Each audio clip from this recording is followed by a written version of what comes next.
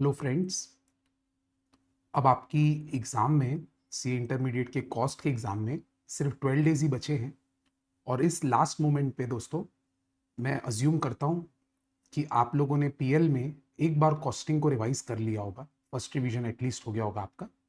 अब इन 12 डेज़ में आपको मैं ये बताने जा रहा हूँ कि आपको कौन कौन से चैप्टर्स को किस सीक्वेंस में पढ़ना है और ये सीक्वेंस स्कोरिंग के बेसिस पर है।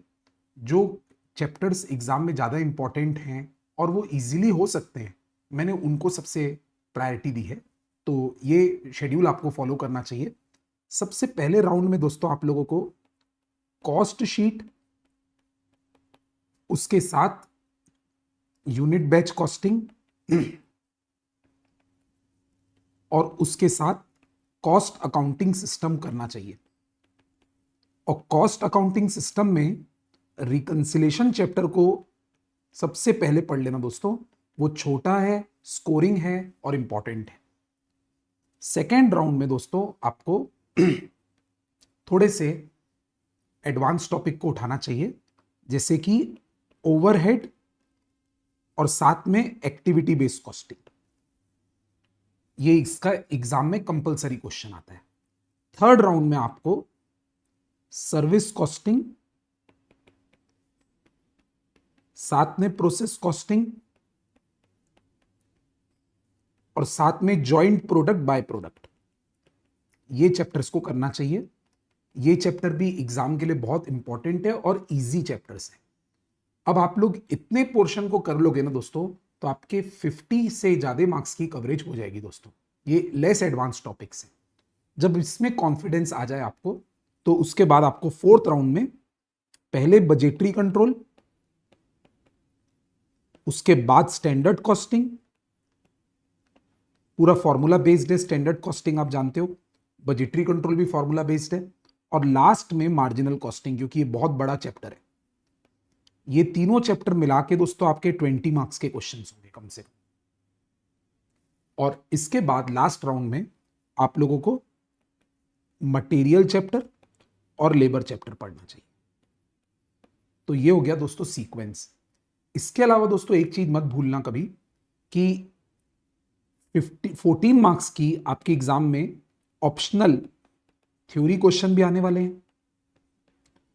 और वो थ्योरी क्वेश्चन के लिए आप लोगों को चैप्टर 1 रिफर करना है।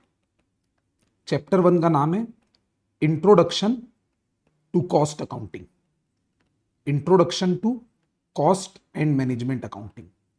वो चैप्टर का दोस्तों यूट्यूब में मेरे नाम से आप सर्च कर लीजिएगा, आपको 1 आवर 20 मिनट्स का वीडियो मिल जाएगा दोस्तों। वो रिवीजन करने के लिए इनफ है, मैंने स्टडी मेट से रिवाइज करवाया उसमें। एक चीज और ध्यान रखना दोस्तों, अब जो 12 दिन बाकी हैं आपके पास, इसमें आपको हमारे एक्सेल की दी हुई बुक्स में से जो बोल्ड क्वेश्चंस हैं उसको प्रॉपरली रिवाइज करना है, उसको प्रॉपरली रिवाइज करना है। और रेस्ट ऑफ द क्वेश्चंस को वाउच करना है सिर्फ।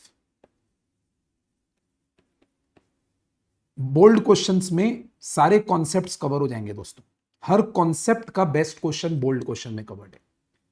और इसके अलावा मैंने अगर किसी में सर टोल्ड बोल्ड लिखवाया तो वही पढ़ लेना। अभी मेरे हिसाब से दोस्तों राइटिंग प्रैक्टिस करना पॉसिबल नहीं है।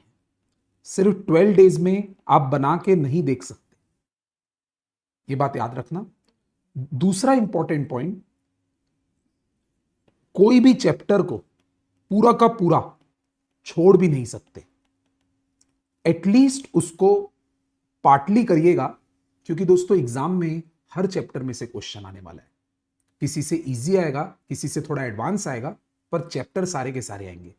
इसमें मैं स्पेशली मेंशन करूंगा, 2 छोटे छोटे चैप्टर है, इसको छोड़ के जाने की गलती मत करना। एक जॉइंट प्रोडक्ट बाय प्रोडक्ट और एक यूनिट बैच कॉस्टिंग।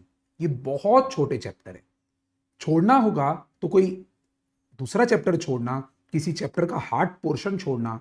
बाकी ये दोनों चैप्टर का बेटा 5-5 नंबर का क्वेश्चन आएगा और चैप्टर में 10-12 क्वेश्चन है छोटे छोटे, उतना ही आपको रिवाइज करना है।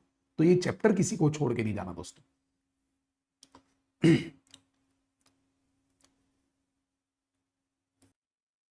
उसके अलावा बेटा अपन बात करते हैं एग्जाम के 1.5 डेज की स्ट्रेटेजी। एग्जाम के 1.5 डेज की स्ट्रेटेजी दोस्तों, अभी जो आप 10-12 दिन पढ़ने वाले हो ना दोस्तों, तो आपको मार्क कर देना चाहिए क्वेश्चंस को, मार्क कर देना चाहिए क्वेश्चंस को कि जिसको आप उस टाइम पे रिवाइज करोगे, और आपको उसके अलावा बाकी टॉपिक्स पे ध्यान नहीं देना है। इनफैक्ट अभी जो 12 दिन भी बचे हैं उसमें भी मैं आपको एडवाइस दूंगा कि stick to excel book and questions of your copy. New topic को अवॉइड करो दोस्तों। कोई न्यू क्वेश्चन दिख रहा है, अगर वो इजी लग रहा है, बन रहा है, तो बहुत अच्छी बात है। थोड़ा भी स्ट्रेस दे रहा है ना, तो उसको इग्नोर कर दो बेटा। अपन की बुक में और क्लास में जितने क्वेश्चंस हुए हैं वो एग्जाम की प्रिपरेशन के लिए मोर देन इनफ है दोस्तों। ये आपको ट्रस्ट करना चाहिए दोस्तों। आप अगर कोई मॉक टेस्ट पेपर अभी लेटेस्ट आया हुआ है या कोई भी क्वेश्चन कहीं से आपके हाथ लग रहा है और वो आपको क्लास में नहीं कराया हुआ दिख रहा है, तो वो रीडिंग करके देखिए, इजी समझ में आ रहा तो आगे बढ़िए। इतने बचे हुए टाइम में आप स्ट्रेस लेके अपना दिमाग मत खराब कीजिएगा दोस्तों। और बाकी दोस्तों, मैं जब आपकी एग्ज़ाम रहेगी 1.5 डेज़ का लीव मिलेगा आपको, उसके साथ उस टाइम पे मैं आपके साथ लाइव आऊँगा एग्ज़ाम की इवनिंग में, तब डिस्कस करेंगे। बट प्रैक्टिकल पेपर है आपका कॉस्टिंग का दोस्तों। एग्ज़ाम में 2 कैलकुलेटर लेके जाना दोस्तों, सेफ साइड के लिए। एक आध कैलकुलेटर ख़राब हो गया तो दूसरा कैलकुलेटर चालू रहना चाहिए। और बाकी चीज़ें बेटा अपन उस 1.5 डेज़ में डिस्कस करेंगे।